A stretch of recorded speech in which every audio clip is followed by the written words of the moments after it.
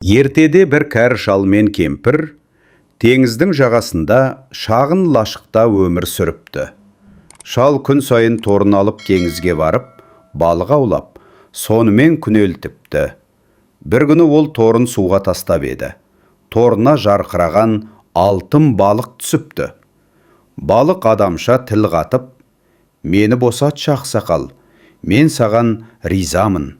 Не тілесең соны орындаймын» депті. Шал таңғалып, «Жоқ, керек емес, сені босатам, Алла риза болсын» деп балықты суға жібереді. Үйіне келсе, кемпір ашуланып отыр екен.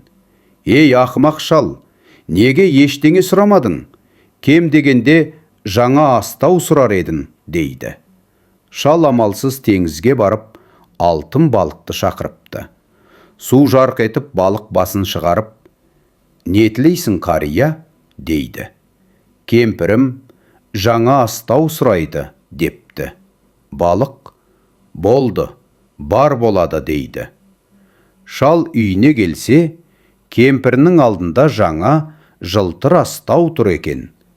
Бірақ кемпірдің көзі тоймайды.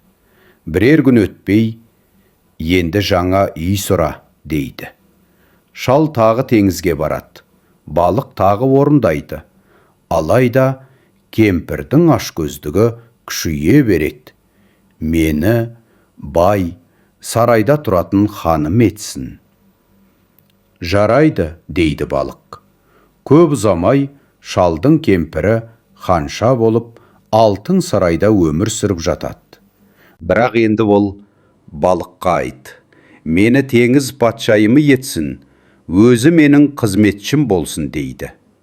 Шал қорқып тағы теңізге барады. Бірақ бұл жолы теңіз асау толқып, қара бұлт үйіріліп тұр екен. Шал балықты шақырғанда балық үн қатпапты. Ол қайтып келсе, бәрі бұрынғыдай, ескі лашық, сынған астау, ал кемпірі баяғы кедей қалпында. «Міне қарақтарым, осы ертегі шүкіршілік етуді, нәпсіге ермеуді үйретеді. Кім азға риза болса, соның жүрегі бай.